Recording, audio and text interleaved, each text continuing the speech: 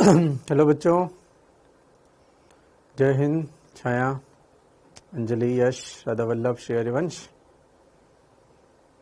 Radhe Radhe. Deepika Sahu, how are you?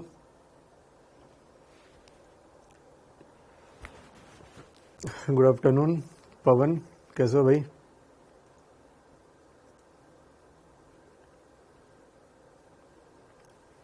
Good afternoon Shalini, Pooja, Ritesh.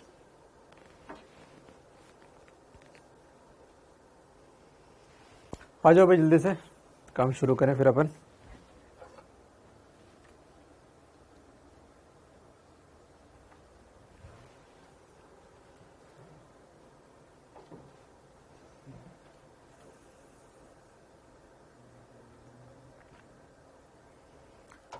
क्या हमें काम शुरू कर देना चाहिए? यस, ठीक है भाई। ठीक है, तो हम लोग आगे ही कहानी स्टार्ट करते हैं। आई होप आप लोगों को लास्ट क्लास में जो बताया गया था वो लास्ट क्लास में, अच्छा एसी का वन शॉट आ गया है। बढ़िया बढ़िया बढ़िया। एसी का वन शॉट अगर आ गया है तो आप लोग जरूर देखें। भावना पटेल, अब तो सही दिखना चाहिए। भावना पटेल, अब तो सही दिखना चाहिए। अरे मैं सही दिख रहा हूँ यार। कोई बच्चा बोलेगा सर आप काले दिख रहे हो। हाँ, कैसी बात करते हो यार।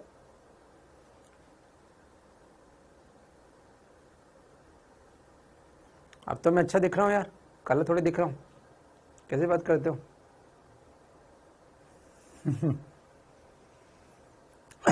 चलिए ठीक है। तो कल आप लोगों को वो फोटो कर लिया था। मिरर की हाइट कम से कम, मेरे सामने मिरर हाइट अगर रखा हो उसकी हाइट कितनी होनी चाहिए? तो आंसर है आदमी की हाइट की आधी होनी चाहिए। ठीक है, चलिए अब अपन इसमें कुछ कल वाली बात चीज में अपन कुछ इंपॉर्टेंट बात भी करते हैं, कुछ इंपॉर्टेंट बात भी करते हैं। क्वेश्चन के रूप में लिखता हूं,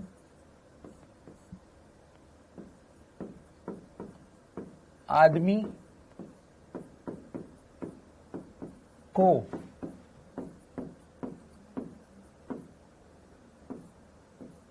अपनी पूरी इमेज दिखे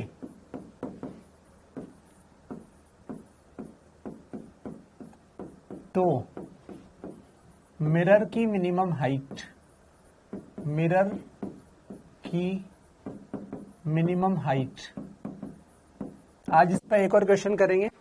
तो आंसर है एच मिरर बराबर एच ऑफ मैन, आदमी की हाइट की आधी होनी चाहिए। यह आंसर तो आपको याद होना ही चाहिए।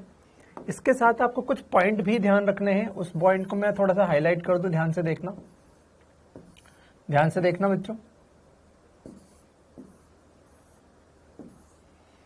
कुछ पॉइंट्स भी हाईलाइट में कर दूं, ध्यान से देखना।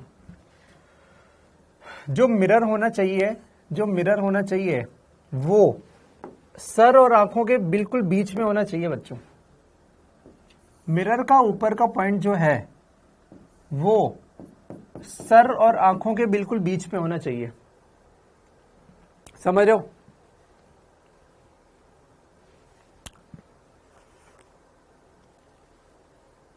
रिकॉर्डेड वीडियो नहीं चल रहे हैं तो आप भाई, आपको कंप्लेन नंबर है भाई बच्चों, उस पर थोड़ा आप करो, थोड़ा बात समझो आप,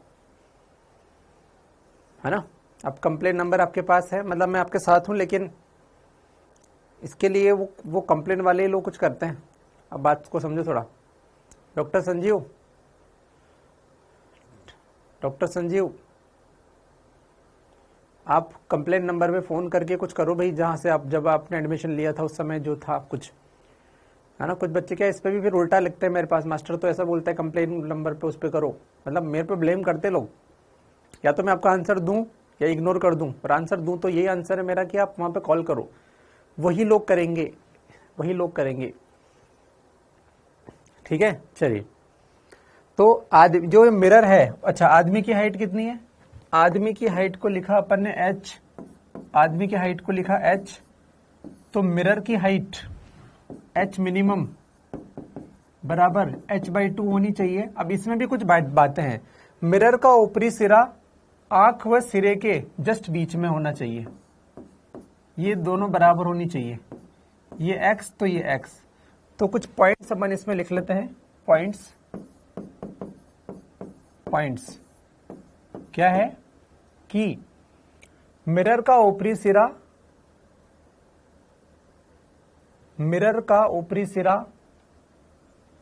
मैंने लिखा, मिरर का ऊपरी सिरा कहाँ होना चाहिए? सिर व आंखों के जस्ट बीच में होना चाहिए, जस्ट बीच में होना चाहिए। ये एक पॉइंट था पहले बात तो।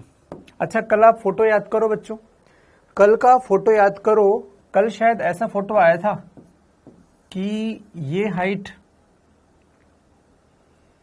y आई थी और ये हाइट भी y आई थी। देखो ध्यान से, आप कल के फोटो को एनालाइज करो और इसके सीध में बिल्कुल ऐसा आया था मिरर।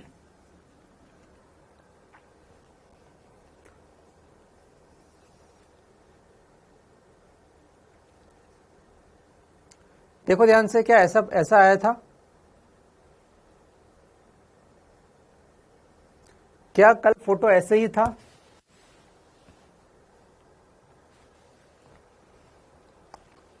ये दूरी का कोई लॉजिक नहीं है, हाइट का लॉजिक है शिवम, दूरी का लॉजिक नहीं है, ठीक है। डिस्टेंस, ये कितनी दूरी पर हो इससे फर्क नहीं पड़ेगा, ये कितनी दूरी पर हो इससे फर्क नहीं पड़ेगा, ठीक है। कितनी दूरी पर हो इससे फर्क नहीं पड़ेगा भाई, बस। अच्छा, आप ध्यान से सोचो, एक बात बताओ, चलो पूरी बात करते हैं। सर डीसी का वन शॉट कंप्यूटर भाषा में आया है, डीसी का एसी का कंप्यूटर भाषा में आया है। मैं देख लूंगा अगर वन शॉट में कोई दिक्कत है तो, मैं अभी काम करते करते देख लूंगा, ठीक है। वन शॉट में कोई दिक्कत आई है तो मैं देख लूंगा। राम मिलन, देखो बच्चों ध्यान दो, कुछ बच्चों ने एक अच्छा क्वेश्चन किया है, आप सुनो ध्यान से। सर ये कितनी दूरी पर हो, तो यहां पर इस दूरी पर ध्यान नहीं दिया गया है। दूरी हम एडजस्ट कर लें, बस ये बात है कि आदमी को, अब सोचो बहुत पास ले लोगे, अब ऐसा भी नहीं कि तुम किसको कितना ही पास ले लो, ऐसा कुछ नहीं है कि तुम पास ले लो। हाँ, कोई पर्टिकुलर कंडीशन होगी, लेकिन देखो सोचो, अगर मैं बहुत मिरर पास ले लूंगा तो भैया फिर तो मेरे चरणों का इमेज कभी बन ही नहीं पाएगा।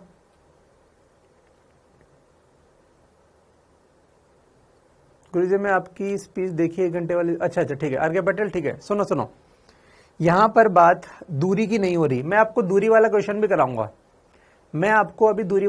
कराऊंगा, अगर मैं मिरर बहुत पास ले लूंगा तो भैया मेरे चरण मुझे कभी दिख नहीं पाएंगे, ठीक है। बहुत दूर ले लूंगा तो भी दिक्कत हो जाएगी। तो कोई पर्टिकुलर दूरी पर रख लो, लेकिन मिनिमम कितना रखें, तो यहां पर हाइट की चर्चा है कि यार इतने हाइट की किसी, मैं ऐसा बोलता हूं h/2 हाइट की मिरर रखो किसी पर्टिकुलर दूरी पर। और पर्टिकुलर दूरी कितनी है उसमें अभी चर्चा हम नहीं कर रहे हैं, इसके बाद वाला क्वेश्चन मैं कराऊंगा जिसमें उस पर्टिकुलर दूरी की भी चर्चा होगी। मैं इसके बाद क्वेश्चन कराऊंगा जिसमें मैं इस बात को लूंगा कि भैया ये दूरी कितनी है। अभी हम जो क्वेश्चन कर रहे हैं इसमें इस दूरी की चर्चा नहीं है, इसमें सिर्फ हाइट की चर्चा है। मतलब दूरी मान लो कि कुछ भी ले सकते हो, बस हाइट मिनिमम रखो। तो पूरी बात हाइट पर दी गई है, दूरी वाली बात अभी नहीं की, मैं कराऊंगा, अभी थोड़ा सब्र करो 10 मिनट बस, ठीक है। इसके बाद वही क्वेश्चन लाऊंगा, ठीक है। चलिए, तो एक पॉइंट तो हमने ये लिख लिया, मुझे इसको देखकर बताओ कोई दूसरा पॉइंट आपके दिमाग में आ रहा है क्या कि सर ये बात भी आप लिख दो। चलो मैं बताता हूं, अगर आपके दिमाग में नहीं आ रहा तो सुनो। दूसरा पॉइंट, ये पहला पॉइंट लिख दिया, दूसरा पॉइंट ध्यान से देखो, व्यक्ति की आंख और पैरों के बीच में डिस्टेंस, व्यक्ति की, मैं इसको हरे से बनाता हूं, व्यक्ति की आंख और पैरों के बीच की डिस्टेंस क्या 2y है? हाँ। और मुझे बताओ मिरर का निचला सिरा जमीन से, मिरर का नीचे का सिरा जमीन से कितने डिस्टेंस पर है? y। क्या ये 2y का आधा है? हाँ बिल्कुल। तो इसमें एक पॉइंट ये बन सकता है कि दर्पण का नीचे का सिरा जमीन से व्यक्ति की आंख और पैर के बीच की दूरी की आधी दूरी पर होना चाहिए। व्यक्ति की आंख और पैर के बीच की दूरी की आधी दूरी पर जमीन से दर्पण का नीचे का सिरा होना चाहिए। क्या ये बात समझ में आ गई? तो मैं लिख दूं,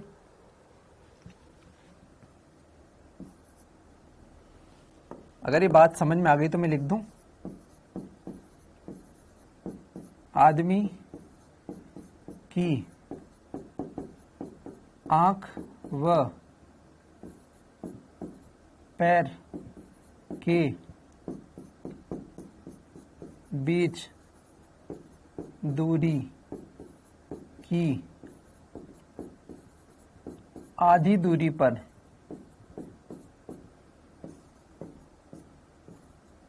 दर्पण का नीचे का सिरा हो जमीन से। बस पॉइंट जो दिख रहे हैं उसी को शब्दों में बना के लिख दिया। ठीक है। अरे यार संजीव कुमार तू परेशान कर रहा है यार मुझे बहुत ज्यादा। ले भाई रुक जा भाई संजीव, तेरा मैं ग्रुप पे डाल दूं। मैं आपको ग्रुप पे डाल रहा हूं संजीव, ये लो।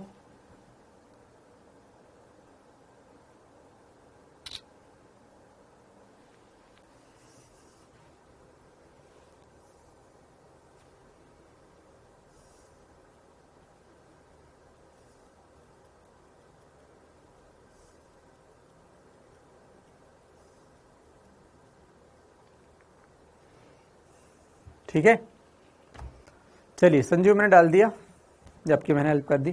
ठीक है, चलिए ठीक है, ये बात हो गई। तो बात समझ में आ गई, मिरर की हाइट h/2 होनी चाहिए और ऐसा ऐसा फिक्स है। अगर इस पॉइंट को ऊपर रख दोगे या नीचे रख दोगे तो भैया सर और आंख में से कुछ ना कुछ गड़बड़ हो जाएगी, वो नहीं दिखेगी। ठीक है, और नीचे अच्छा ये मिनिमम हाइट है, आप इससे बड़ा रख दो कोई दिक्कत नहीं है, लेकिन आपको इतना तो रखना ही पड़ेगा। और ऐसे रखना पड़ेगा कि ऊपर का सिरा बिल्कुल बीच में है और नीचे का सिरा बिल्कुल इसके आंख और पैर के बीच की बिल्कुल सेंटर पे है। इस प्रकार रखना पड़ेगा। ठीक है, इस प्रकार रखना पड़ेगा। तो ये बात है, बस ये बात याद होनी चाहिए। तो ये आंसर याद होना चाहिए, ये बात याद होनी चाहिए, ये पूरा याद रहे, बहुत अच्छी बात है। चलो अब अगर वो जो मैंने कल फोटो बनाया था इमेज वाला, अब मैं एक क्वेश्चन कर रहा हूं, उसको आप तभी कर पाओगे जब आप वो फोटो बना पाओगे जो मैंने कल सिखाया था। चलो ट्राई करते हैं, कल के जैसे एक और क्वेश्चन करते हैं। चाहे तो उसका आंसर आप याद रख सकते हो, प्रैक्टिस करनी है तो प्रैक्टिस के लिए क्वेश्चन दे रहा हूं, चाहिए तो कल जैसा तरीका बना के देखना। क्वेश्चन मैं लिख रहा हूं, आप लोग ट्राई करोगे। ठीक है, मैं क्वेश्चन बना देता हूं। पहले फोटो, आपको एक रूम दिया गया है, एक रूम दिया गया है, इसमें ये L लेंथ है और ये पीछे की दीवार है जिसकी हाइट है h।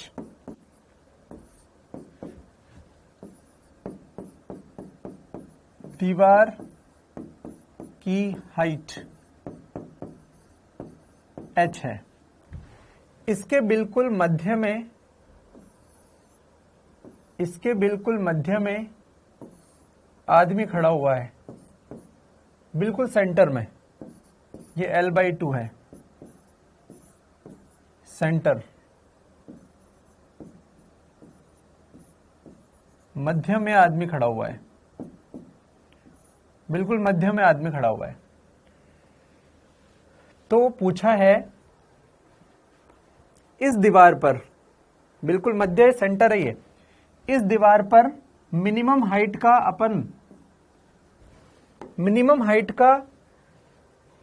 कितनी हाइट का ये मिरर इस दीवार पे रखें ताकि पीछे की दीवार पूरी दिखे। आज आदमी की बात नहीं है, मिनिमम कितनी हाइट का मिरर सामने रखा जाए ताकि इस आदमी को पीछे की पूरी दीवार दिख जाए?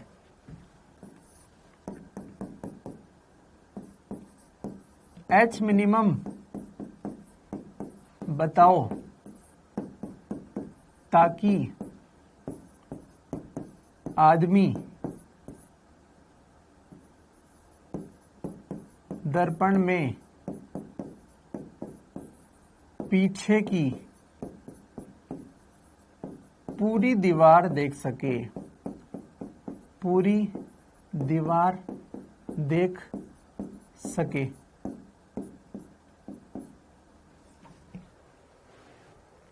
ठीक है,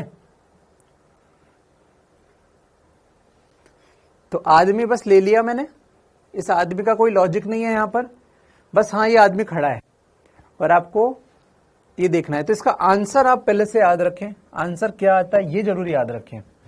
तो आंसर है एच मिनिमम जो होगी वो होगी h/3। आंसर तो याद रखना है, प्रूफ अपन कर देंगे, प्रूफ अपन कर देंगे। आज अपन को दीवार देखनी है, ये दीवार, आदमी नहीं देखना, आज अपन को दीवार देखनी है, ये दीवार को देखना है, इस दीवार की फोटो देखनी है मेरे दर्पण में। चलिए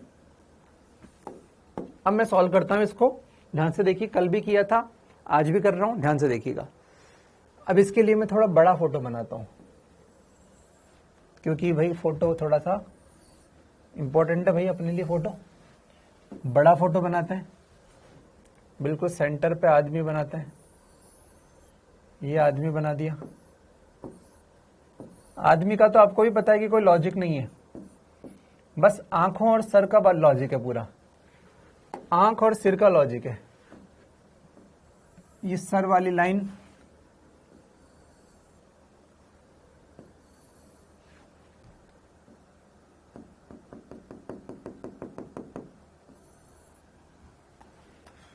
चलो अब बच्चों ध्यान दो, अब आप ध्यान दो कि हम क्या करने वाले हैं। ठीक है, ध्यान दो। मुझे पता है कि मुझे इस दीवार को देखना है, इसे देखना है, ये दीवार देखनी है। तो इसका ये पॉइंट बन जाए, इस पॉइंट की इमेज बन जाए सामने, और नीचे वाले पॉइंट की इमेज बन जाए। आप सिर्फ ये देखो मैं किस तरह कर रहा हूं, मैं कल की तरह ही क्वेश्चन कर रहा हूं। आंसर याद हो जाएगा, अच्छी बात है। अब फिजिक्स भी सीख लो, जरूरी नहीं आप इसे रटें, बस देख लो, आपका दिमाग थोड़ा खुलेगा इससे, और कुछ नहीं है इससे, है ना। अब ऐसा तो है नहीं कि एग्जाम में बनाना आएगा कि फोटो रटोगे तुम, रटो मत, बस देखो। मुझे पता है इस फोटो, इसकी इमेज मुझे आंखों में बनानी है, तो अब तो शब्दों पे जाओ। मैं अच्छा कलर चेंज करता हूं, इसको लाल कर देता हूं। लाल बिंदु की इमेज आंखों में कब जाएगी? जब लाल बिंदु से रे निकले, दर्पण से टकराए और वो आंखों में गिरे। बिल्कुल सही बात है। तो आपको पता है कि कंसेप्ट तो ये है कि भैया बिल्कुल मिडिल में, बिल्कुल मिडिल में, ये बिल्कुल मिडिल में, यहां पर दर्पण हो, यहां पर दर्पण हो, ठीक है। और दर्पण का एक सिरा तो यहां पे होना चाहिए, ये तो आपको समझ में आ गया, बिल्कुल ठीक है। यहां से एक लाइन जाएगी और ये आंखों में मिलेगी। चलिए अब ध्यान से देखें, ध्यान से देखें, मैं थोड़ा उल्टा फोटो बना रहा हूं, पहले ये बना दिया मैंने। अच्छा आज मेरा कोई लॉजिक नहीं है यहां पर सर और आंखों का। एग्जाम में अगर क्वेश्चन आएगा तो सीधा सीधा आएगा, आपको आंसर याद होना चाहिए, h/3 खत्म। फिर भी मैं बस बता रहा हूं आपको, ठीक है। चलिए, इससे निकलने वाली किरण, इससे निकलने वाली किरण ये गई और ये दर्पण से टकराई और इधर आ गई। मतलब ये कोण अगर अल्फा है तो ये कोण भी क्या होगा? अल्फा होगा। मैंने तो सिर्फ इतना कहा है कि ये कोण बराबर होंगे, ठीक है। आदमी के सिर का कोई लॉजिक नहीं है आज आदमी के सिर का कोई लॉजिक नहीं है। बस यहां पर कोई दर्पण का पॉइंट होना चाहिए और उससे टकराकर आंखों में आने चाहिए। इसका जो मैंने अभी तक बनाया उसका अर्थ ये हुआ कि इस लाल बिंदु की इमेज आंखों में बन गई। क्या ये सबको समझ में आ गया? क्या ये यार, ये कौशिक बंसल, तेरे अच्छे नंबर आए हैं तो तू मेरे को, क्या तू चाह रहा है कि मैं अभी के अभी तुम्हारा ये छोड़ के चला जाऊं क्लास? स्पैम क्यों करते हो? एक बार मैंने पढ़ लिया था, मुझे लगा तो अच्छा बच्चा है, बार बार स्पैम कर रहा है तो लग रहा है गधा है तू। ठीक है, सिर्फ इतना बोला है, थम दो और कुछ मत दो। चलिए बढ़िया। अब आप सोचो कि यहां पर वैसे फोटो अपन ने जो बनाया है ना, प्रॉपर नहीं बना, क्योंकि ये आदमी बिल्कुल, चलो देखो, ये आपको दिख रहा है ये कौन बढ़ गया है, छोटा हो गया, तो इसको थोड़ा प्रॉपर बनाने का प्रयास किया जाता है। रुको, अभी इसको थोड़ा प्रॉपर बनाने का प्रयास किया जाएगा, थोड़ा प्रतीक्षा करें।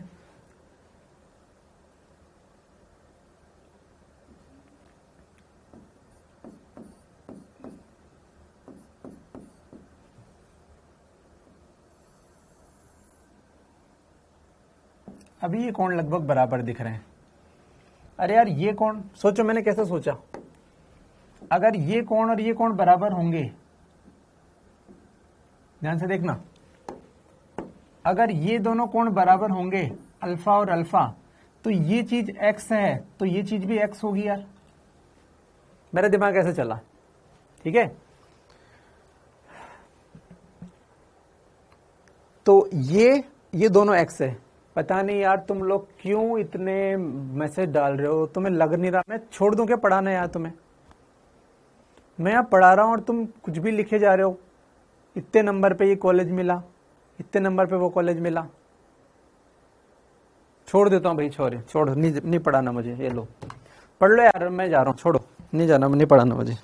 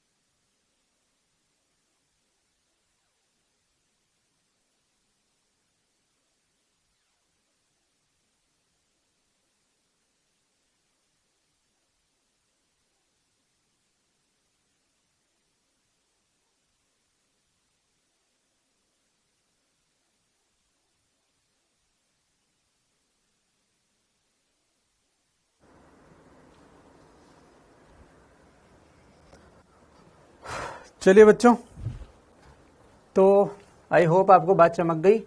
और अभी इसका आंसर याद रखें आप, कितना होता है, h/3 होता है भाई। इसका आंसर कितना होता है, h/3 होता है। तो ये आप याद रखें, ठीक है। h/3 होता है इसका आंसर, जस्ट आप याद रखें, ठीक है। और एक और चीज मैं आपको याद करा देता हूं, इसको जस्ट ऐसे लिख रहे हैं अपन। मान लो कोई जनरल आपके पास क्वेश्चन है, ये है डिस्टेंस ऑफ वॉल, वॉल की डिस्टेंस। एक आदमी खड़ा है यहां पर, और ये है डिस्टेंस ऑफ पर्सन, और ये है h हाइट की दीवार। पीछे की दीवार को देखने के लिए, पीछे की दीवार को देखने के लिए आपको मिरर कितना चाहिए, तो h मिरर ये होता है h/1 plus distance of wall upon distance of person. खत्म। ये फॉर्मूला याद रख लो। इस फॉर्मूले में डिस्टेंस भी आ गई, इस फॉर्मूले में डिस्टेंस भी आ गई, ठीक है। अगर टोटल डिस्टेंस ऑफ वॉल ये है, डिस्टेंस ऑफ पर्सन, पर्सन कितनी दूरी पर रखा है, आदमी है, डी बाई है ना कितने पे है। जैसे एग्जाम्पल अगर बात करें, एग्जाम्पल बात करें कि मान लो अभी अपन ने जो क्वेश्चन दिया था उसमें ये डिस्टेंस दे रखी थी कितनी, l, और आदमी यहाँ पे खड़ा हुआ था, और ये डिस्टेंस थी l/2। मैं आपको प्रूफ नहीं बता रहा हूं अभी, अभी है ना प्रूफ नहीं बता रहा हूं मैं, ठीक है। तो ये जो h हाइट का वॉल था आपके पास, और सामने h हाइट का मिरर है, तो उसकी डिस्टेंस जो होती है वो होती है h/1 plus distance of wall. Distance of wall का मतलब हुआ कि डिस्टेंस ऑफ वॉल का मतलब हुआ कि कितनी डिस्टेंस पर वॉल है, तो l डिस्टेंस पर वॉल थी ये l, तो l बटे distance of person, distance of person ये कितनी है l/2, तो इसमें l/2 पुट कर दिया। इसको सॉल्व किया तो आंसर आ गया h/3। तो ये शॉर्टकट से मैंने आपको बता दिया, ये मैंने आपको शॉर्टकट से बता दिया। मैं आपको पूरा प्रूफ बता रहा था ये सब कैसे क्या होता है, अभी मैं उसको आपको नहीं बता रहा हूं, ठीक है। चलिए इसको देख लीजिए, आपको चमक गया है तो अच्छी बात है। मतलब लग नहीं रहा यार तुम लोगों को मेरी जरूरत है यार, है ना, तो मेरे को मजा नहीं आ रहा, वो लग नहीं रहा तुम लोगों को मेरी जरूरत है। अभी सिर्फ फॉर्मेलिटी मेरा काम है पढ़ाना, तो मैं पढ़ा देता हूँ बस, और मुझे कोई ज्यादा मजा नहीं आ रहा भाई। पढ़ लो भाई।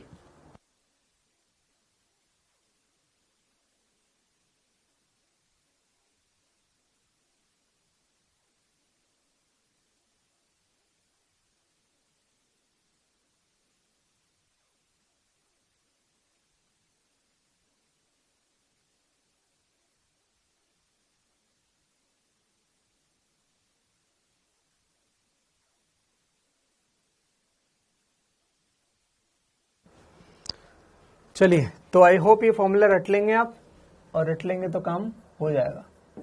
चलिए ठीक है, नेक्स्ट अपन बात करते हैं।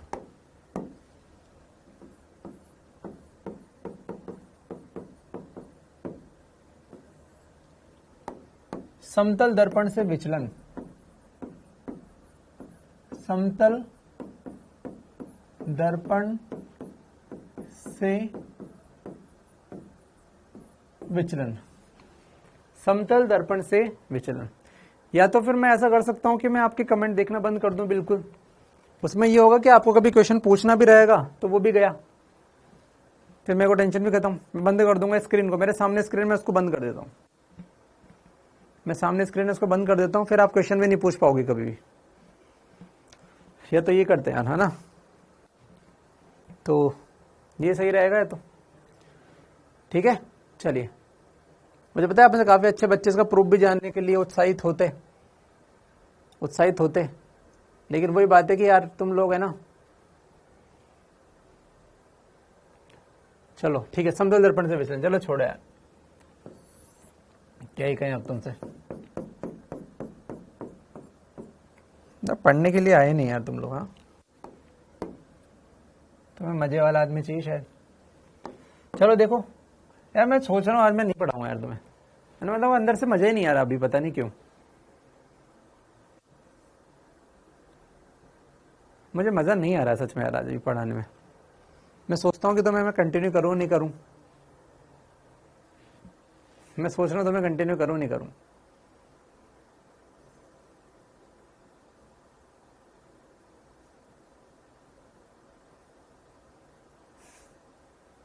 मैं अंदर से बिल्कुल मजा ही नहीं आ रहा। मैं सोच रहा हूँ पेन क्यों उठा रहा हूँ मैं आज।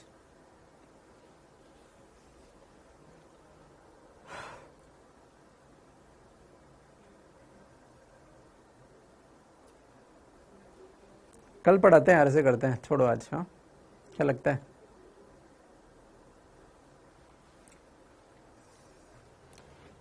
चलो ठीक है, छोड़ो, पढ़ लो, कल भी मुझे पढ़ाना है। तो ये आपतित किरण, चलो देखो फटाफट फटाफट फटाफट। ये आपतित किरण, यहां पर मैं अभिलंब बना देता हूं। ये परपेंडिकुलर, ये नॉर्मल हो गया अभिलंब। आपतित किरण का अभिलंब से जो कोण होता है उसको आप बोलते हो ये कोण आई है, ये आई है, ठीक है। जितने कोण पर आती है किरण उतने कोण पर चली जाती है, तो ये परावर्तित कोण है, ये आपतन कोण है और ये परावर्तन कोण है। ये आर, ये आई के ही बराबर होगा, यस। विचलन का मतलब होता है कि आपतित किरण, ये जो आपतित किरण है इसका मन तो था इधर जाने का, लेकिन बीच में दर्पण आ गया तो ये परावर्तित हो गई। तो आपतित किरण और परावर्तित किरण के बीच में ये जो कोण है, इसका मन था इधर जाने का, लेकिन ये इधर विचलित हो गई, तो इसको बोलते हैं विचलन। विचलन, ये विचलन, विचलन, विचलन। तो ये विचलन हमें निकालना है, ये विचलन हमें निकालना है। तो अब देखो तीनों कोणों का योग 180 होता है। आई प्लस डेल बराबर 180 डिग्री। तो भैया विचलन का मतलब हो गया 180 माइनस 2i। ये विचलन का आंसर आ गया 180 माइनस 2i, यानी कि pi minus 2i, pi minus 2i।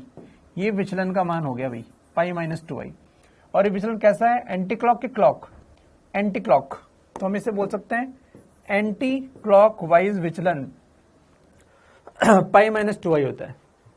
Anti clock wise विचलन क्या होता है? पाई माइनस 2i होता है। एक्चुअली आप लोग जो बीच में बोल रहे थे हम कुछ अच्छे बच्चे हैं, हमारा नुकसान क्यों हो, प्रॉब्लम ये है कि मैं कैसे पहचानूं इसमें से कौन अच्छे हैं कौन बुरे हैं? मैं कैसे पहचानूं? या तो ऐसा हो कि बस अच्छे बच्चे ही ग्रुप इसमें आए पढ़ाने में तो मुझे मजा आया पढ़ाने में, ना वो छाड़ नहीं सकता ना 1200 में से। जिसको मैं अच्छा समझता हूँ 2-4 दिन बाद वो ऐसा स्पैम करता है, कुछ भी करता है। मैं जिस बात को 10 बार बोला हूँ ये मत करो, वही करते हैं।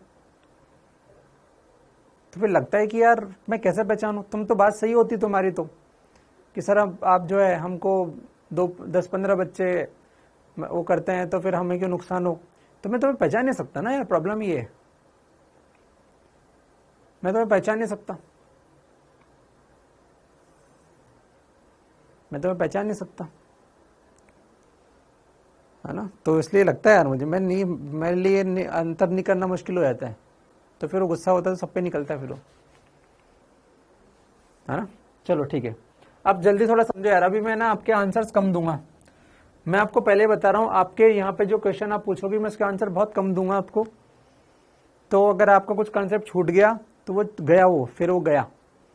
अभी आप ही के नौटंकी के कारण ऐसा हो रहा है, वो गया, मैं आंसर दूंगा ही नहीं उसका। तो ध्यान से समझ लेना, नहीं समझ पाए तो तुम्हारी। अच्छा मुझे बताओ, एंटी क्लॉकवाइज विचलन ऐसा है तो क्लॉकवाइज विचलन क्या होगा?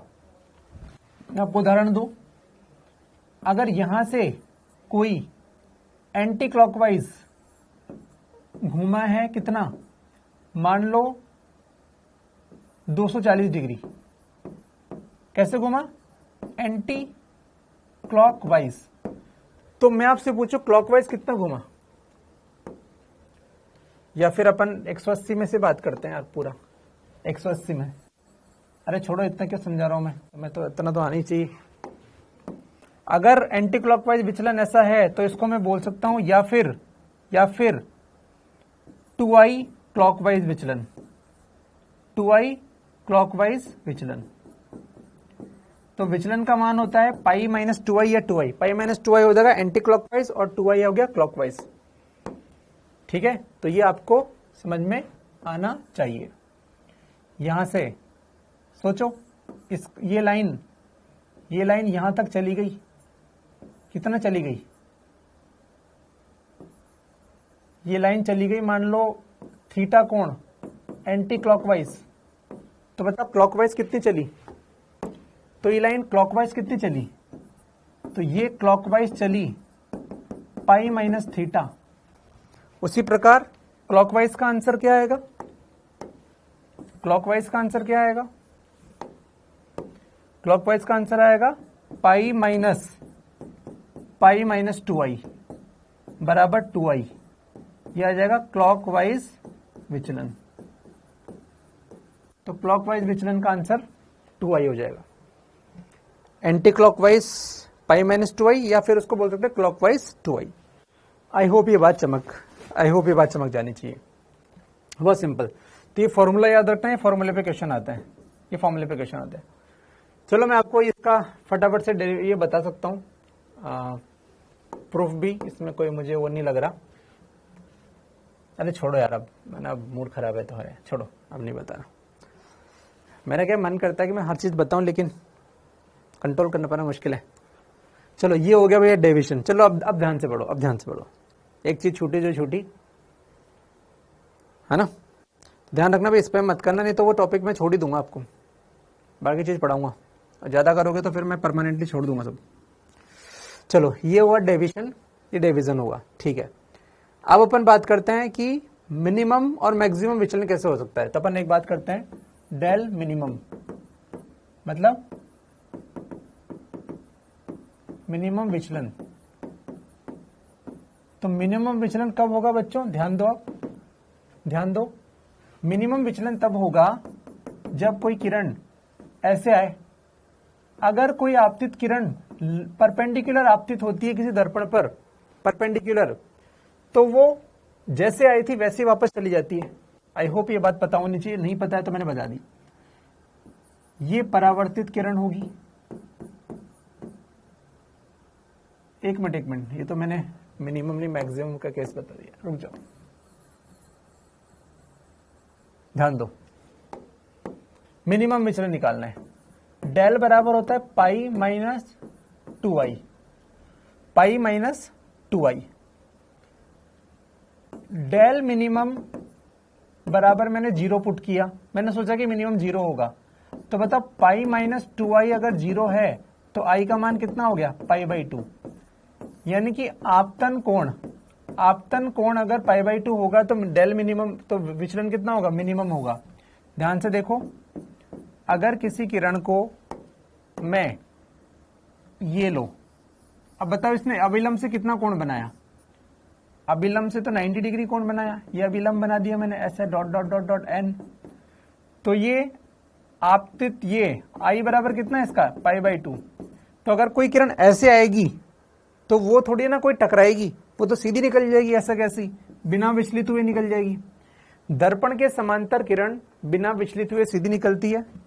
तो मैंने लिख दिया यहां पर दर्पण के समांतर आपतन अगर होगा, दर्पण के समांतर अगर आपतन होगा तो वो किरण सीधी निकल जाएगी। तो डेल मिनिमम का केस है ये केस डेल मिनिमम का है। और मैं आपको डेल मैक्सिमम का केस बताऊं, मैक्सिमम विचलन। तो बच्चों मैक्सिमम विचलन तब आता है जब i बराबर 0 हो। तो डेल मैक्स वो होगा पाई माइनस 2i बराबर पाई। तो डेल मैक्स होगा पाई के बराबर। तो डेल मैक्स होगा पाई के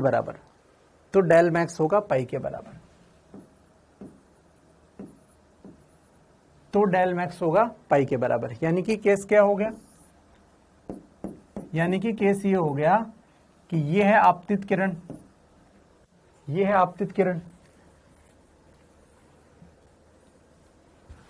अब आपतित किरण का अभिलंब से कोण कितना है? अभिलंब भी यही है, आपतित किरण भी यही है, तो अभिलंब के साथ कोण कितना है? 0। तो इसका देखो ऐसे आई तो ऐसे ही चली जाएगी, तो जो ऐसे सीधे आई और ऊपर चली गई ऐसा का ऐसे ही, तो इसमें एंगल कितना हुआ विचलन का? ये ऐसे आई नीचे और ऊपर चली गई सीधा, नीचे आई और ऊपर चली गई, तो बताओ कितना विचलन हो गया? डेल। डेल बराबर 180 डिग्री विचलन हो गया, 180 डिग्री विचलन हो गया। तो 180 डिग्री विचलन हो गया, तो देखो आई का बराबर 0 है। तो यहां पे क्या होता है, लोगों को लगता है 90 है, क्योंकि वो गलत देख रहे हैं। आपतन कोण हमेशा नॉर्मल से देखते हैं। आई का मतलब हुआ अभिलंब के साथ कोण, आई बराबर 0 डिग्री का मतलब है अभिलंब के साथ कोण, अभिलंब के साथ कोण वो है 0 डिग्री, वो है 0 डिग्री, अभिलंब के साथ कोण है 0 डिग्री। ठीक है, तो ऐसे आई तो ऐसे चली जाएगी। अगर कोई किरण दर्पण से लंबवत आती है तो वो अपने पाथ को रिट्रेस करती है, पुनः अपने पथ को दोहराती है। अगर किरण 90 डिग्री पर आती है तो अपने पथ को पुनः दोहराती है। ये बात बहुत इंपॉर्टेंट है, तो इसको शब्दों में लिख दें। दर्पण से 90 डिग्री पर किरण आपतित हो, किरण आपतित हो तो पुनः पथ को दोहराती है। दर्पण से 90 डिग्री पर आपतित हो, ये बात याद होनी चाहिए, बहुत ज्यादा काम आती है। ट्रिपल स्टार बना दिए मैंने। 90 डिग्री पर आपतित हो तो पुनः पथ को दोहराती है। देखो ऐसे दोहरा रही है। चलिए, तो यहां पर अगर इसके बीच में ग्राफ बनाया जाए, ग्राफ किसके बीच में ग्राफ बनाया जाए? आपतन कोण और डेल के बीच में, तो ग्राफ ऐसा आता है। यहां पर देखो इस बिंदु पर डेल बराबर पाई है जब आई बराबर कितना? 0, और जब आई बराबर 90 डिग्री है तो डेल बराबर कितना? 0। ये देखो दोनों जगह पे, यहां पर डेल बराबर पाई है तो आई बराबर कितना? 0। आई बराबर 0, डेल बराबर पाई। ये आई बराबर 0, सॉरी आई बराबर 0, डेल बराबर पाई। ये मैक्सिमम वाला केस है और ये डेल मिनिमम वाला केस है। तो ग्राफ ऐसा बनता है, तो ग्राफ ऐसा बनता है। देख ले ध्यान से, देख ले ध्यान से।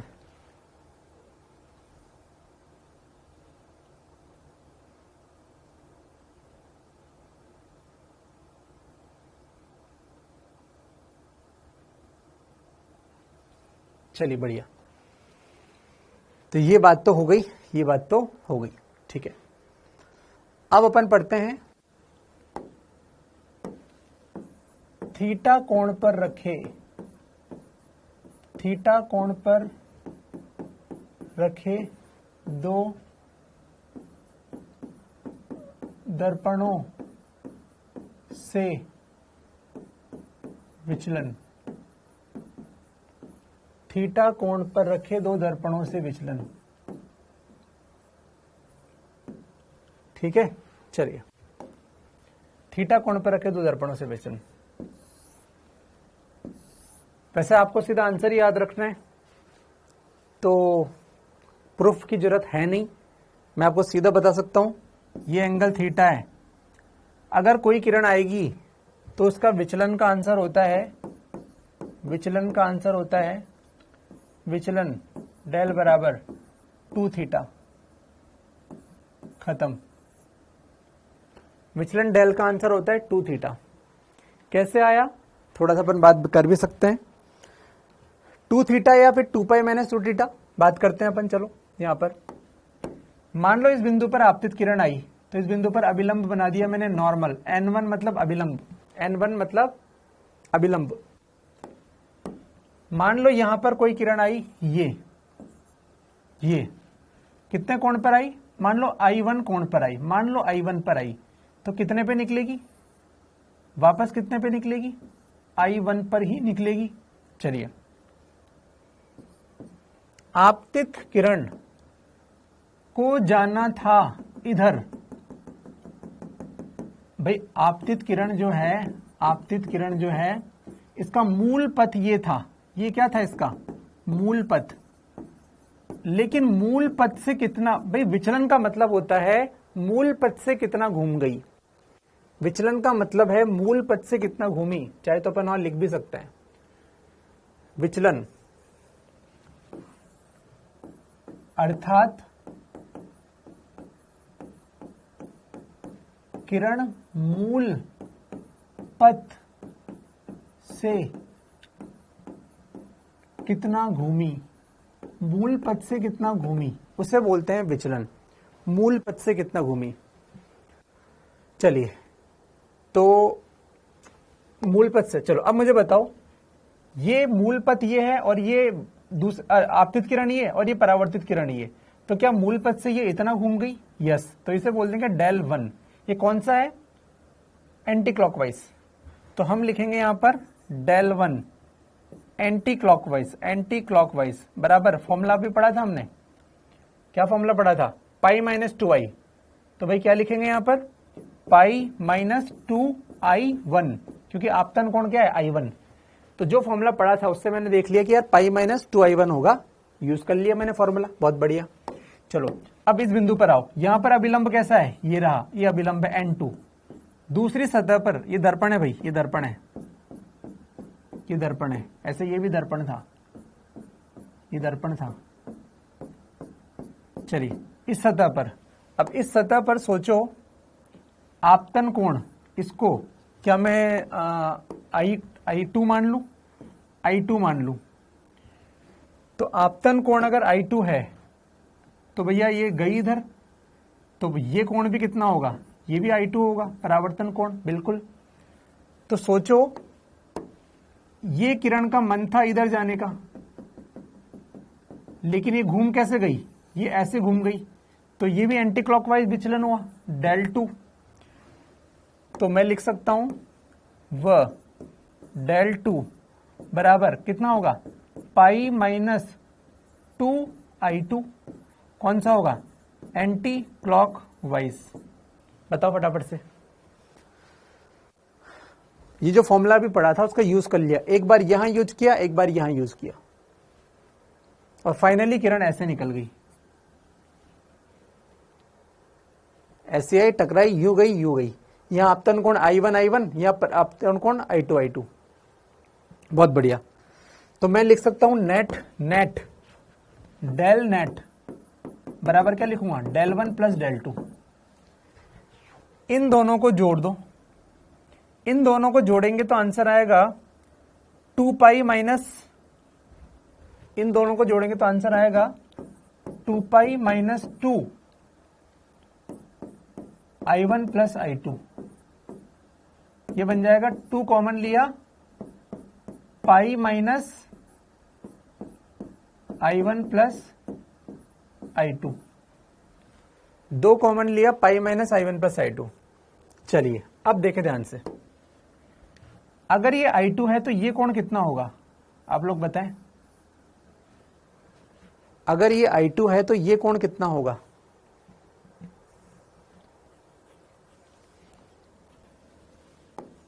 ये कोण कितना होगा, pi minus I2, sorry 90 minus I2, 90 minus I2, बहुत बढ़िया। तो 90 माइनस I2, और ये कोण कितना होगा, ये कोण कितना होगा, ये I1 है तो 90 माइनस I1। अभी आप क्या करो, अभी आप इस त्रिभुज को देखो, इस त्रिभुज में तीनों कोणों का योग कितना होता है, 180, तो theta plus 90 minus I1 plus 90 minus I2 बराबर 180 डिग्री। यहां से आपको मिलेगा थीटा का मान I1 प्लस I2। यहां से आपको मिलेगा थीटा का मान I1 प्लस I2।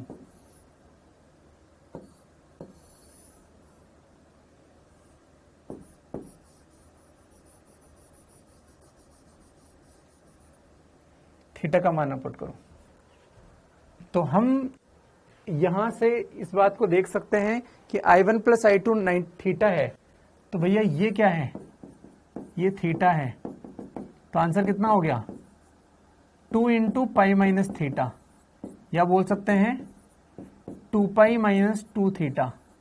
डेल का आंसर आया 2 पाई माइनस 2 थीटा। कैसा, एंटी क्लॉकवाइज एंटी क्लॉकवाइज, तो ये हो जाएगा एंटी क्लॉकवाइज। ये आंसर हो जाएगा 2 pi minus 2 theta anti clockwise. या फिर डेल बराबर क्या 2 थीटा क्लॉकवाइज बोल सकते हैं हम। अरे एंटी क्लॉकवाइज अगर 2 पाई माइनस 2 थीटा हुआ तो क्लॉकवाइज क्या हुआ, थीटा। देखो इस बात को ऐसे ऐसे समझो इसको, अगर कोई चीज यहां से यहां तक घूमी क्लॉकवाइज, क्लॉकवाइज कितना घूमी 2 थीटा, तो बताओ एंटी क्लॉकवाइज कितना घूमी, ये कोण कितना हुआ 2 pi minus 2 theta anti clockwise. तो यही तो बताया हमने, अगर anti clockwise 2 pi minus 2 theta है तो बाकी कितना बचा क्लॉकवाइज में 2 थीटा। तो ये उसका प्रूफ मैंने जो बताया कि ये मैं क्यों कर रहा हूं, कैसे कर रहा हूं, इसका प्रूफ ये बता दिया मैंने। आई होप बात चमक गई, ठीक है। चलिए, तो ये बात हो गई, ये बात हो गई। देख लें एक बार,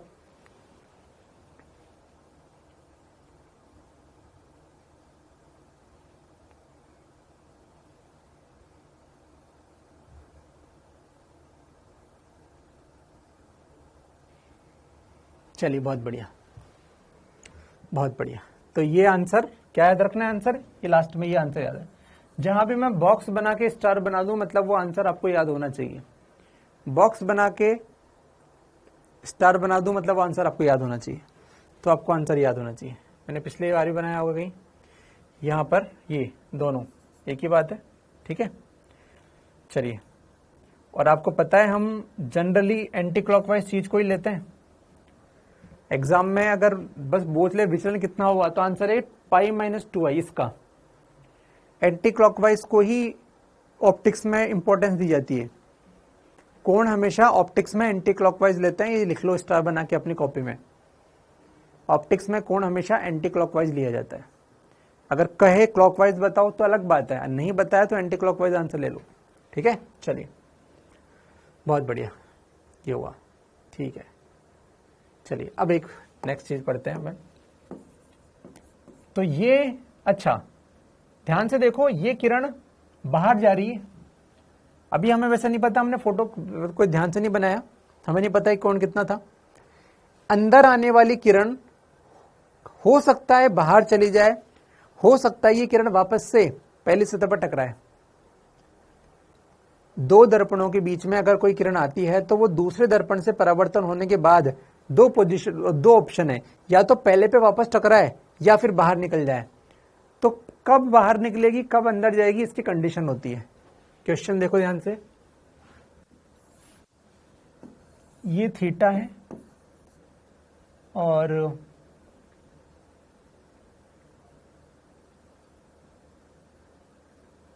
पहले बात तो ये बात चमकी है, ये बात क्लियर हो गई तो मैं आगे बोलूं। ये बात मैंने क्या बोल दी है बताओ पहले।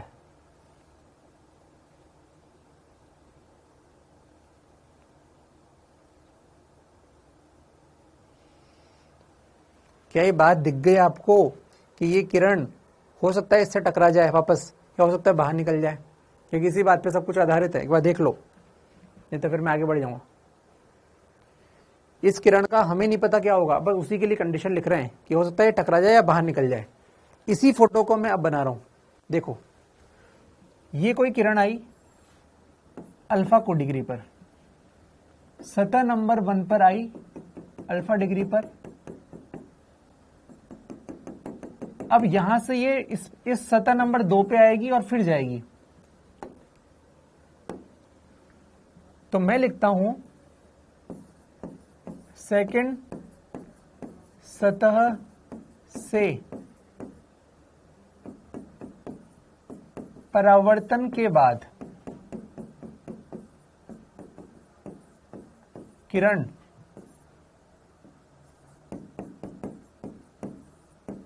हो सकता है बाहर जाए। अगर सेकंड सतह से परावर्तन के पश्चात ये बाहर चली जाए तो बताओ टोटल कितने परावर्तन हुए? अगर ये बाहर चली गई तो टोटल कितने परावर्तन हुए?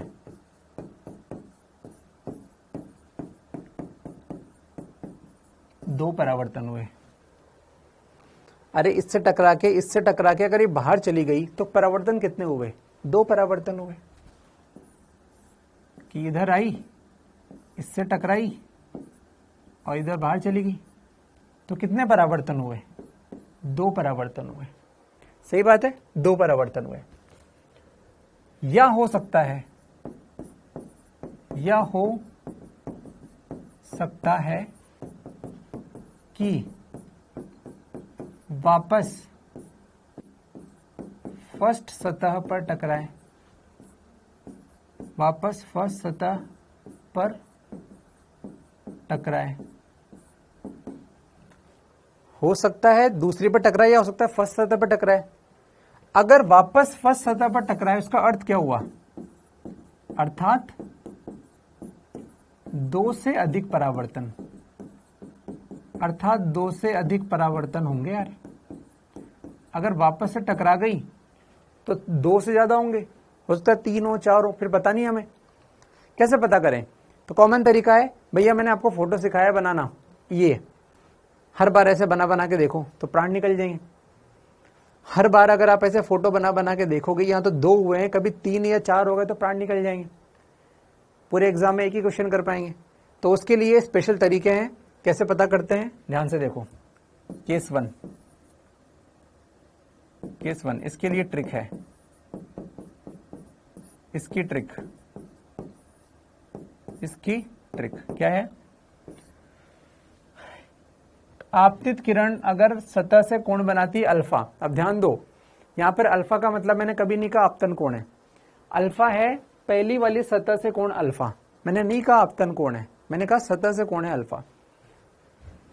अगर theta plus alpha less than 90 degree हो तो 2 परावर्तन होंगे, तो ओनली 2 परावर्तन होंगे। वह डेल का मान क्या होगा? 2 पाई माइनस 2 थीटा, जो हमने पढ़ा था।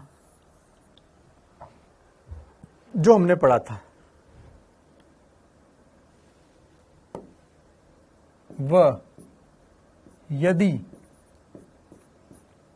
Theta plus alpha greater than 90 degree हो तो 2 से अधिक परावर्तन होंगे। कितने होंगे हमें नहीं पता, लेकिन 2 से अधिक होंगे। कितने होंगे के लिए तो भाई निकालना पड़ेगा, फोटो बनाना पड़ेगा, कॉम्प्लेक्स हो जाएगा। तो 2 से अधिक परावर्तन होंगे और डेल का मान कितना आएगा? 2 pi minus 2 theta plus alpha. Del का मान आएगा 2 pi minus 2 theta plus alpha. ये है डेल का मान।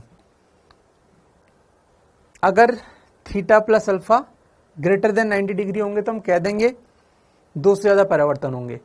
थीटा ये रहा, अल्फा ये रहा। बस एग्जाम आता है क्वेश्चन तो देख लो, को जोड़ के देख लो। लेस आ रहा है तो 2 होंगे, ज्यादा आ रहा है तो इतना होंगे।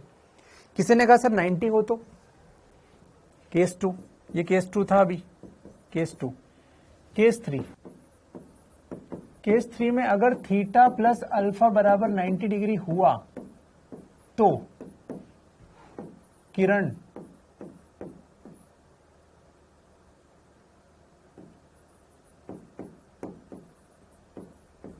प्रारंभिक रास्ते में वापस लौट के आएगी। इसको अपन प्रूफ कर देते हैं, इसको अपन प्रूफ कर देते हैं। मान लो ये क्वेश्चन है, मान लो ये 60 डिग्री है, ये 60 डिग्री है और ये कोई किरण आई 30 डिग्री पर। तो आपको पता है कि 60 प्लस 30 बराबर 90 डिग्री होता है। 60 प्लस 30 कितना होता है? 90 डिग्री होता है। चलो प्रूफ करते हैं। अगर ये 30 है तो ये कितना होगा? 60 डिग्री होगा। आपतन कोण 60 डिग्री, तो परावर्तन कोण भी कितना होगा? 60 डिग्री होगा। 60 डिग्री। अगर ये अभिलंब है नॉर्मल और ये 60 है तो ये कितना होगा? 30 डिग्री होगा। अरे 60 30 90 होता है।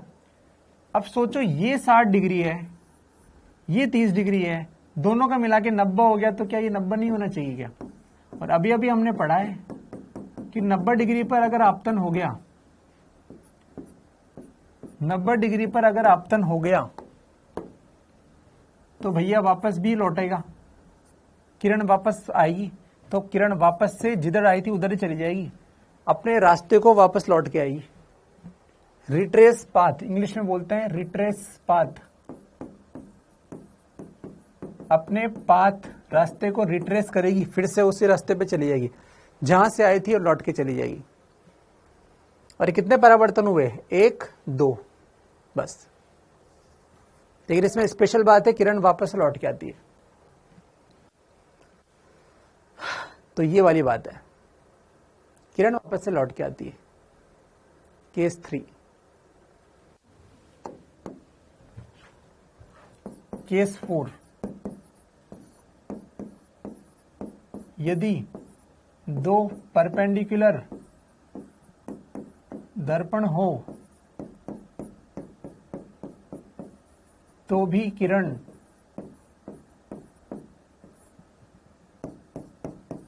वापस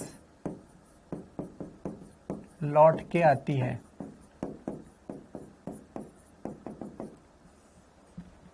अगर कोई 2 लंबवत, आपस में लंबवत दर्पण हो तो भी किरण लौट के आती है। इसका प्रूफ ये रहा, ये 1 ये 2। मान लो किसी कोण थीटा पर आया, आपतित किरण आई, थीटा पर आई। देखना ध्यान से देखना। अगर ये आई है तो भाई ये कोण कितना होगा? ये अभिलंब है, ये अभिलंब है। तो ये अगर थीटा है तो ये कोण कितना होगा? 90 माइनस थीटा।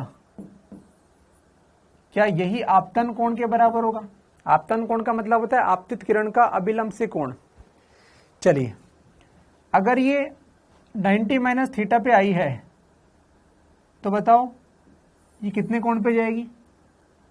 ये 90 माइनस थीटा पे ही जाएगी, क्योंकि आपतन कोण बराबर परावर्तन कोण होता है। तो जितने पे आई है इस अभिलंब से, ये पीला अभिलंब है, उतने पे जाएगी। अगर ये 90 माइनस थीटा तो ये कितना? थीटा।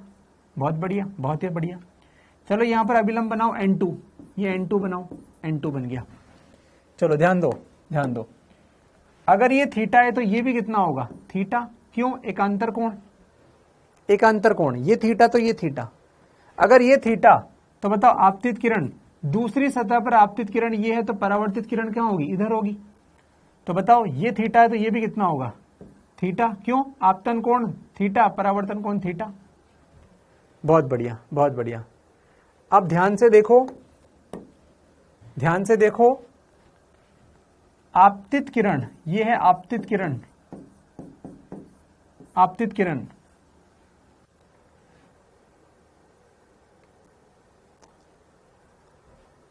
आपतित किरण इधर आई थी, इधर आई थी,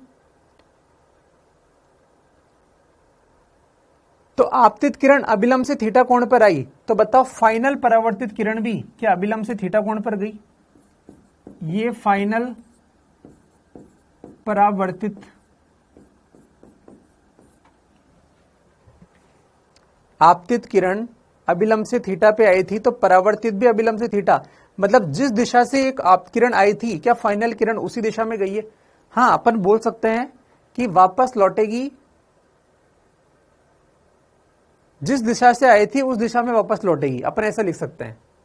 तो किरण वापस उसी दिशा में लौट जाती है, ऐसे लिख सकते हैं। थोड़ा सा इसको शब्दों को, वापस उसी दिशा में लौट जाती है, तो किरण वापस उसी दिशा में लौटती है। मैं आपको इस फोटो को और बड़ा बना के दिखा दूं ढंग से कि मैं क्या कहना चाह रहा था। ये दर्पण था भाई, पूरा नहीं बना रहा हूं, काम की बात बना रहा हूं बिल्कुल। अगर कोई किरण थीटा कोण पर आई थी, ये आपतित, तो ये इधर जाएगी और इधर ये अभिलंब है N2, ये अभिलंब से थीटा कोण पर ही फाइनल वापस बाहर निकलेगी। ये फाइनल जो बाहर निकल रही है, इसमें और आने वाली में संबंध दिख गया आपको? दोनों किरणों ने अभिलंब से सेम कोण बनाया, अभिलंब से थीटा पर आई थी और अभिलंब से थीटा पर ही लौट के चली गई। तो जिस दिशा से आई थी उस दिशा में लौट के चली गई। ये होता है जब 90 डिग्री पर हो, दोनों किरणें समांतर होगी। बिल्कुल सही बात है, बिल्कुल सही बात है, दोनों समांतर है। आपतित व फाइनल परावर्तित किरण समांतर होगी, बिल्कुल सही बात है। आपतित और फाइनल परावर्तित किरण समांतर होगी, बिल्कुल सही बात है।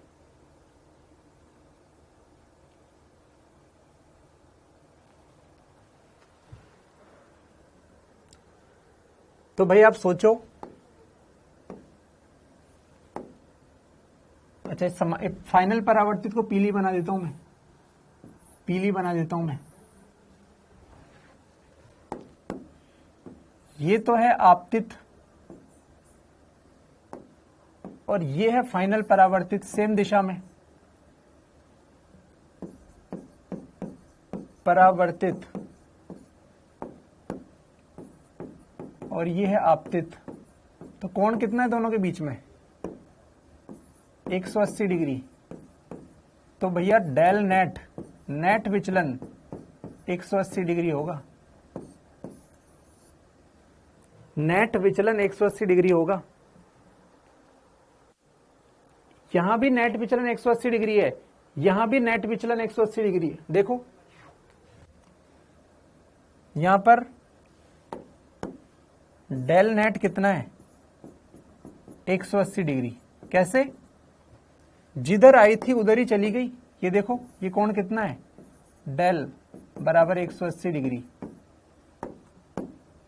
ये यहां पर ये आपतित किरण थी, आपतित किरण। तो दोनों में अंतर है यार, यहां 180 है, यहां भी 180 है, लेकिन यहां पर दोनों किरणें जिस रास्ते से आई थी उस रास्ते पे ही लौट के गई, लेकिन यहां पर रास्ता बदल गया लेकिन विचलन नहीं बदला। दोनों में अंतर है, यहां आने वाली और जाने वाली का रास्ता अलग अलग है, लेकिन दिशा सेम थी, इसलिए विचलन 180 आया। देखो ये थीटा पे आया था, ये भी थीटा पे गया, ये दोनों समांतर लाइन है, लेकिन यहां दोनों वो लाइनें दोनों एक में ही मिल गई, जिस रास्ते से आई थी उसी में चली गई। तो दोनों का आंसर भले ही सेम है लेकिन दोनों में अंतर है। क्या ये बात समझ में आ गई? समझ में आ गई तो यहाँ खत्म कर देते कहानी को। दोनों में अंतर था और ये अंतर पूछा जाएगा एग्जाम में।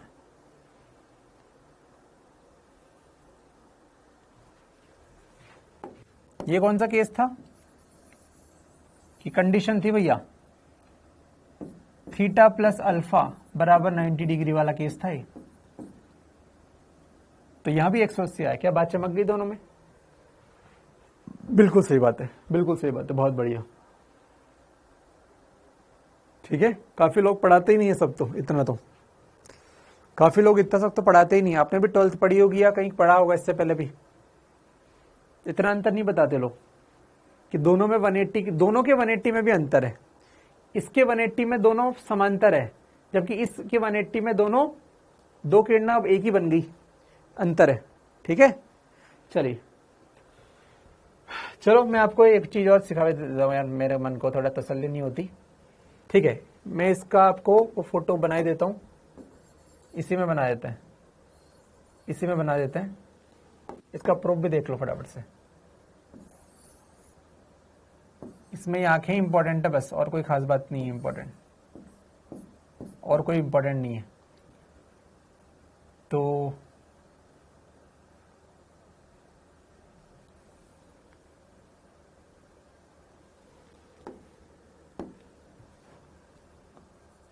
देखो ध्यान से,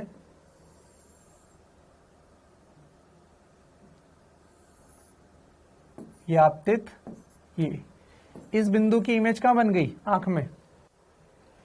इस बिंदु की इमेज कहां बन गई? आंख में बन गई। बिल्कुल बिल्कुल सही बात है, बिल्कुल सही बात है, आंख में बन गई। तो मुझे पता है कि ये कोण जो होगा, ये कोण, तो अगर ये अल्फा है तो ये भी क्या होगा? अल्फा होगा। बिल्कुल सही बात है, अल्फा होगा। तो मैं बोल सकता हूं कि यार ये दूरी, ये कहीं ना कहीं दूरी और ये दूरी बराबर होगी, ये x होगी तो ये x होगी। सर को मत देखना, अगर ये दोनों कोण बराबर है तो देखो दोनों कोण बराबर, एक भुजा बराबर, तो दोनों त्रिभुज आपस में संगत, क्या बोलते हैं इसको हिंदी में? ये दोनों त्रिभुज आपस में कैसे हैं? सिमिलर ट्रायंगल्स इंग्लिश में बोलते हैं इसको। 10th में पढ़ा था ना अपन ने, दो त्रिभुजों में अगर एक भुजा सेम हो, एक कोण सेम हो, एक भुजा कॉमन हो, तो दोनों आपस में आसन, पता नहीं कुछ तो वर्ड होता है, सिमिलर ट्रायंगल्स हैं, इक्वल है। अबे हिंदी इंग्लिश तो मुझे भी आती है। सिमिलर ट्रायंगल्स है, चलो ठीक है, जिसको आती है अच्छी बात है। देखो ध्यान से, तो ये तो बात हो गई कि हाँ यार इतना होगा, चलो ठीक है। तो ये इसकी इस पॉइंट का त्रिभुज बन गया, इसका इमेज बहुत बढ़िया। अब देखो, अब मैं पीले कलर से इसके नीचे वाले का इमेज बना रहा हूं, पीले का समरूप, समरूप, दीपिका वेरी गुड, समरूप। अब मैं इस बिंदु का इमेज बना रहा हूं, कैसे बनाऊंगा? देखो ध्यान से, ये लो, इस बिंदु से निकलने वाली किरण आंखों में चली गई, इसका मतलब आपको समझ में आ गया कि पीले वाले का इमेज बन गया, पीले वाले का इमेज बन गया क्योंकि इसकी किरण आंखों में चली गई, और ये लाइन को सीधा बना दिया मैंने, बहुत बढ़िया। और अभी अभी जो मैंने बताया लॉजिक, कि अगर ये कोण आपतन कोण बीटा होगा तो ये भी कितना होगा? बीटा होगा। इसका मतलब ये दूरी अगर y है, अगर y है तो 100% मैं बोल सकता हूं कि ये दूरी भी क्या होगी? y होगी। क्या यहां तक मानते हो? अरे सर्वांग सम कॉन्जुगेट जो भी बोलते हैं, ठीक है यार, सर्वांग सम समरूप जो भी, ठीक है, उभयनिष्ठ पता नहीं जो भी, ये दोनों x होगी क्योंकि मैंने अल्फा अल्फा और बीटा बीटा में देखा है। आई होप आपको बात चमकी है ना? मैं यहाँ पे अलग से भी बना सकता हूँ, कोई मुझे बुराई नहीं है इसमें, कि ये दूरी क्या है? x, तो ये दूरी भी कितनी है? x। क्यों? क्योंकि ये दोनों कोण बराबर है, ये भी अल्फा था तो ये भी अल्फा है, तो ये x x बराबर होंगी, ऐसे नीचे y y बराबर होंगी। बहुत बढ़िया। अब देखो यहां पर अगर आप ध्यान से देखोगे तो आपको दिखेगा, इस बिंदु को यहां से मिलाओ, इस बिंदु को यहां से मिलाओ, यूं करके देखो ध्यान से, इस बिंदु को यहां से मिलाओ। अगर ये कोण अल्फा है तो ये कोण भी कितना होगा? अल्फा होगा। आसन्न कोण, ये अल्फा तो ये अल्फा, और ये अल्फा तो सम्मुख कोण, ये भी अल्फा। ये वाला त्रिभुज और ये वाला त्रिभुज, ये दोनों सेम त्रिभुज है। ये त्रिभुज और ये त्रिभुज सेम है, ये अल्फा तो ये भी अल्फा, जेड कोण बन रहा है आसन्न कोण, और ये अल्फा तो सम्मुख कोण अल्फा। अरे भैया इसका मतलब हुआ कि ये दूरी भी x है, इसका मतलब ये दूरी भी कितनी है? x है। क्यों? क्योंकि ये x है तो ये भी x है, ये x तो ये भी x, और ये दोनों त्रिभुज सेम है तो ये x तो ये भी x। गणित का मामला है, ठीक है। चलिए उसी प्रकार से नीचे काम करो, नीचे यहां पर एक लाइन बनाओ यूं यूं। अब ये बीटा तो ये कोण भी बीटा, जेड कोण, और ये बीटा तो ये भी बीटा, सम्मुख कोण, सम्मुख कोण। अब देखते रहना भाई थोड़ा सा, ये y है तो ये भी क्या होगा, y होगा। क्यों? अरे दोनों त्रिभुज सेम है, ऊपर नीचे का है, तो ये y, और ये y है तो इसके सामने वाली भुजा भी कितनी होगी, ये वाली भुजा, ये भी कितनी होगी, y, तो ये भी कितनी होगी, y। क्यों? क्योंकि ये वाला त्रिभुज और ये वाला त्रिभुज दोनों बराबर हैं। चलिए अब अगर ध्यान से आप देखोगे तो ध्यान से इस बात पे नजर डालो, ये x है तो इसके सामने भी कितना होगा, इसके सामने भी कितना होगा, x होगा।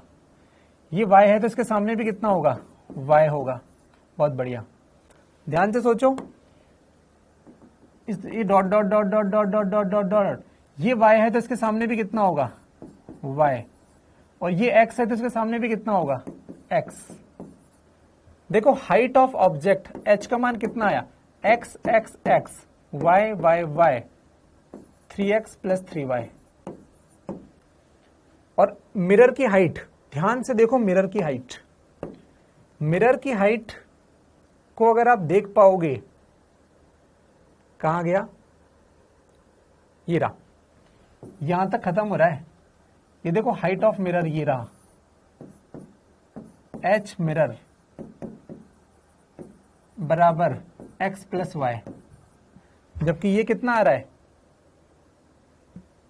ये कितना आ रहा है, h बराबर 3 गुणा x प्लस वाई, तो h बराबर 3 गुणा ये हाइट ऑफ मिरर, तो हाइट ऑफ मिरर कितना आ गया, h/3। ये ऐसे आता है आंसर।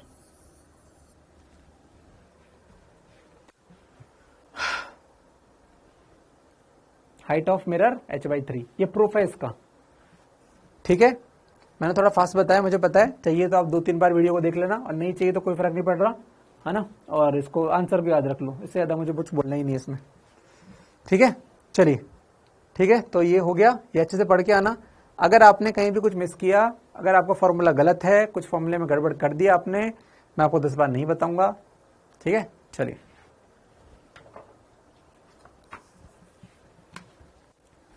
बाकी देखा जाएगा अभी।